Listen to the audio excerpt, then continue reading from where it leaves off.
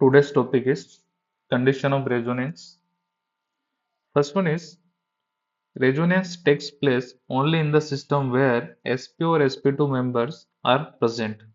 That means an sp3 atom will not participate in resonance. ठीक है, मतलब carbon या फिर जो भी मैं बोलूँ एटम्स जो है उनका हाइब्रिडाइजेशन जो है या तो sp होना चाहिए या फिर sp2. ठीक. Next one is only pi electron and lone pair participate. Sigma electron participation is forbidden, means not allowed. यानी जो भी मूवमेंट होगा वो ओनली किसका होगा, पाई इलेक्ट्रॉन्स का और लोन पेयर का. सिग्मा इलेक्ट्रॉन्स का कुछ भी मूवमेंट नहीं होगा. ठीक. Next point is nucleus shift is forbidden. That means an atom must not shift from its original place. ठीक है, जैसे कि एग्जांपल लेते हैं. CH3 C double bond O CH3 है. ठीक.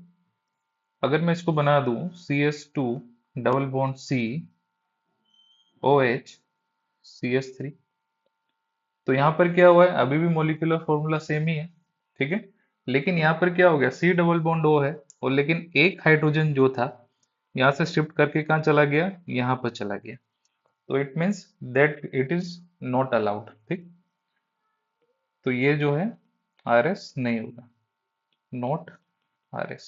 ठीक है. Next one is total number of charge in all RS must be conserved. Means example CS2 double bond CH CS2 plus है. ठीक. मान लीजिए अगर इसका एक RS इस तरीके से बना दें हम CS2 double bond CH CS2 minus. ठीक है, तो यहाँ पर जो है चार्ज चेंज हो गए, यानी नंबर ऑफ इलेक्ट्रॉन्स भी चेंज हो गए. तो it means that is not RS. ठीक है. Next one is total number of electrons in all RS must be conserve. ठीक है, नेक्स्ट जो पिछला पॉइंट था वो यही है. Next one is those structures are not permissible RS in which any fundamental rule of structure writing is violated. ठीक है, तो फंडामेंटल रूल क्या है, जैसे कि ऑक्टेट रूल हो गया. जैसे कि अगर हम एक एग्जांपल लें,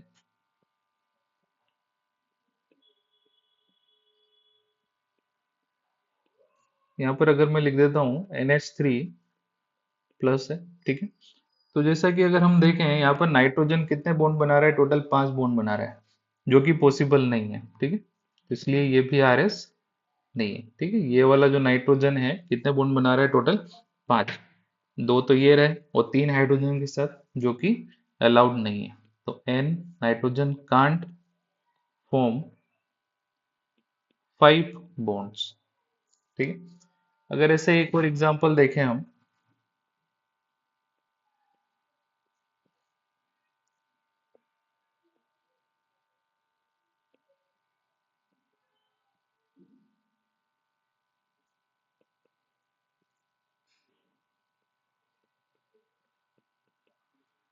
तो जैसे कि अगर हम देख रहे हैं यहाँ पर भी नाइट्रोजन कितने बॉन्ड बना रहा है, 5. तो ये भी पॉसिबल नहीं है, नॉट पॉसिबल. ठीक है. नेक्स्ट वन इज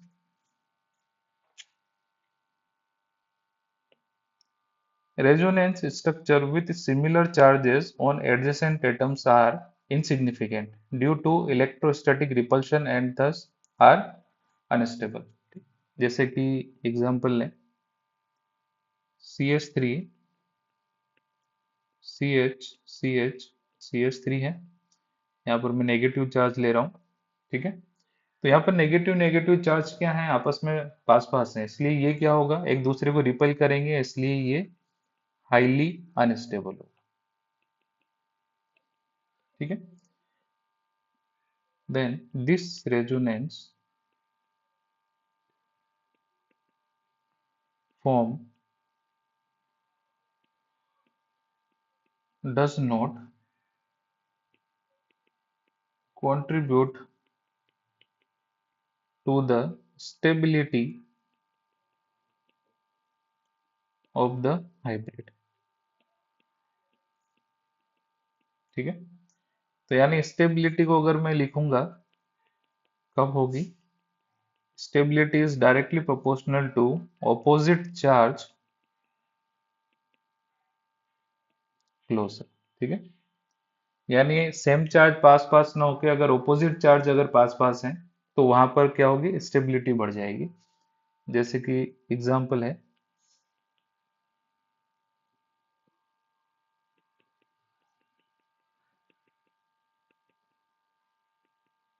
ठीक है, तो इसका एक रेजोनेटिंग स्ट्रक्चर बन सकता है N triple bond N O minus, ये पॉजिटिव। ठीक है,